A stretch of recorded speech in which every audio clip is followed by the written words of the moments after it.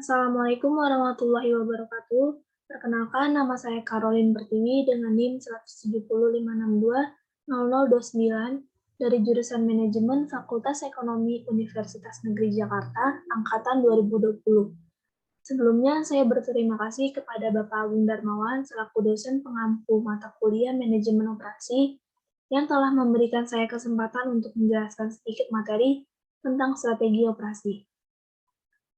Dalam manajemen operasional dapat kita temukan 3 kata kunci utama yaitu efektivitas, efisiensi, dan keunggulan kompetitif, di mana ketiganya diperoleh dari tujuan yang akan dicapai dari implementasi manajemen operasional, yaitu penciptaan keunggulan kompetitif melalui pengelolaan sumber daya yang efektif dan efisien. Agar tujuan tersebut dapat tercapai, manajer operasional perlu mengambil 10 keputusan strategis dan salah satu dari 10 keputusan tersebut adalah terkait dengan strategi operasi. Strategi proses. Keputusan strategis yang akan diambil oleh manajer operasional memiliki tujuan untuk membentuk suatu proses yang dapat menghasilkan produk yang sesuai dengan kebutuhan dan keinginan konsumen, menggunakan sumber daya yang tersedia atau dikelola oleh perusahaan.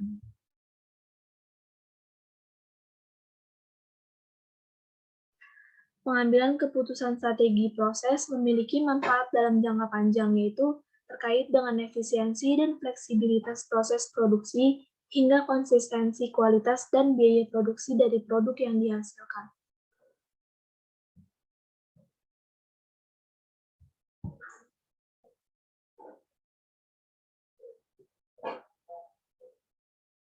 Berikut definisi strategi proses menurut para ahli. Yang pertama, Haming Nur Najamuddin. Strategi proses adalah sebuah pendekatan organisasi untuk mengubah sumber daya menjadi keluaran berupa barang atau jasa. Strategi ini bertujuan untuk menemukan suatu cara memproduksi barang dan jasa yang memenuhi persyaratan dari pelanggan. Yang kedua, Heiser dan Render. Strategi proses merupakan sebuah pendekatan dari organisasi untuk mengubah sumber daya menjadi barang dan jasa. Dari kedua pendapat tersebut dapat disimpulkan bahwa strategi operasi atau proses strategi atau strategi transformasi merupakan serangkaian kegiatan yang dilakukan oleh perusahaan dan saling berkaitan dalam memberikan manfaat serta nilai kegunaan terhadap suatu produk atau jasa. Tujuan dari strategi proses adalah menemukan suatu cara memproduksi barang dan jasa yang memenuhi persyaratan dari pelanggan dan spesifikasi produk yang ada dalam batasan biaya dan batasan manajerial lainnya. Selanjutnya terdapat jenis-jenis strategi proses. Jenis strategi proses yang pertama yaitu fokus pada proses atau proses fokus.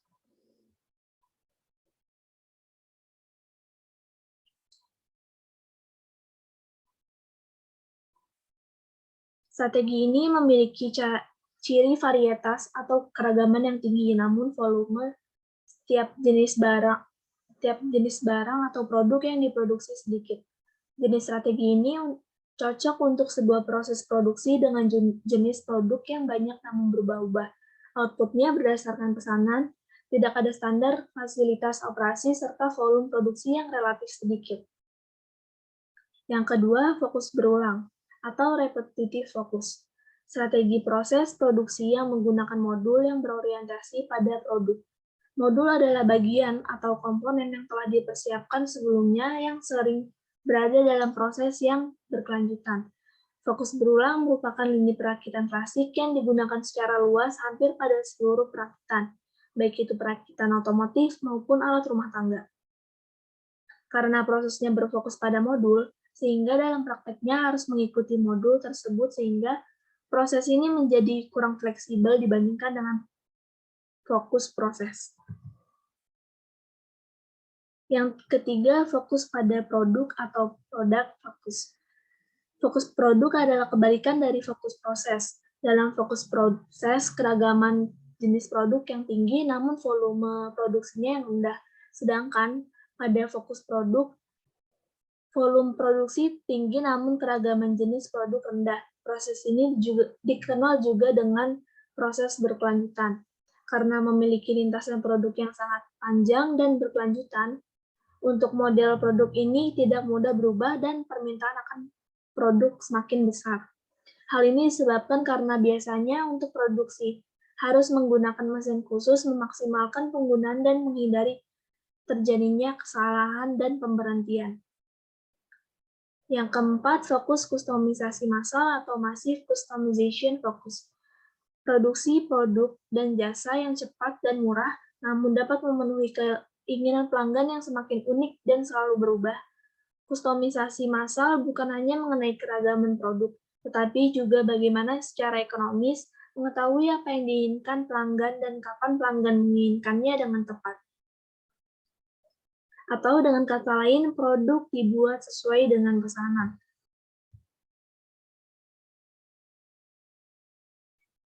Yang berikutnya, perencanaan desain ulang atau proses redesign.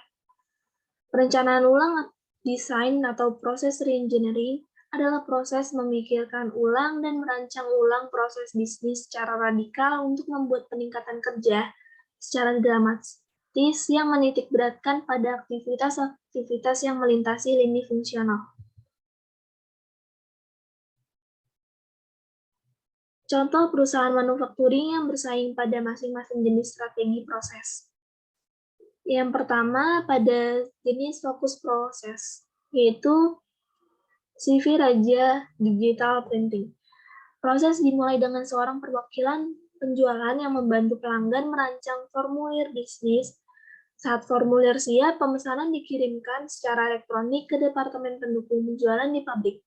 Seorang koordinator pemesanan menetapkan bahan yang akan dibutuhkan pada proses produksi yang mencakup tinta, kertas, label, dan lain-lain.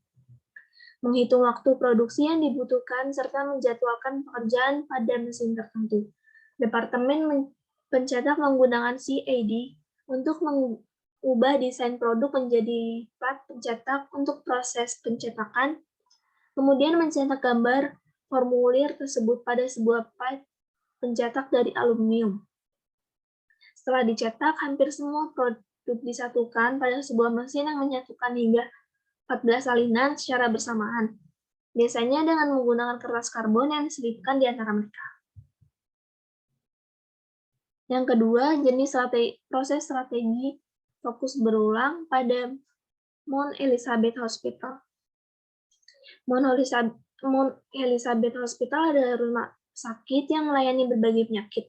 Mereka menjadi pusat medis terkemuka selama lebih dari 30 tahun yang memadukan talenta medis yang istimewa dengan teknologi yang canggih, didukung oleh staf medis dalam satu tim besar yang terdiri dari beberapa tenaga profesional yang berdedikasi serta perpaduan dokter spesialis yang beragam. Hal ini membuat harga rumah sakit menjadi rendah jika dibandingkan dengan rumah sakit yang lainnya. High quality service at low price, atau harga rendah namun profit tinggi, menjadi alasan dibalik suksesnya Shouldice Hospital di samping happy employee and method customer engagement yang berhasil mereka ciptakan. Dengan sistem metode itulah yang membuat Shouldice Hospital termasuk menggunakan fokus produk di mana volume tinggi dengan variasi yang rendah. Kemudian fokus pada produk pada perusahaan Bank Sentral Asia atau BCA.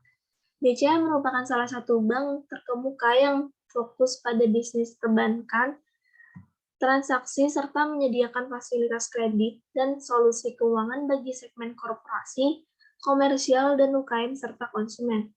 Bank BCA memanfaatkan fokus berulang dalam proses kegiatannya. Mereka mempunyai modul yang digunakan sebagai SOP dalam kegiatan jasa yang digunakan secara berulang dan memiliki ciri dapat dikombinasikan sesuai dengan keinginan.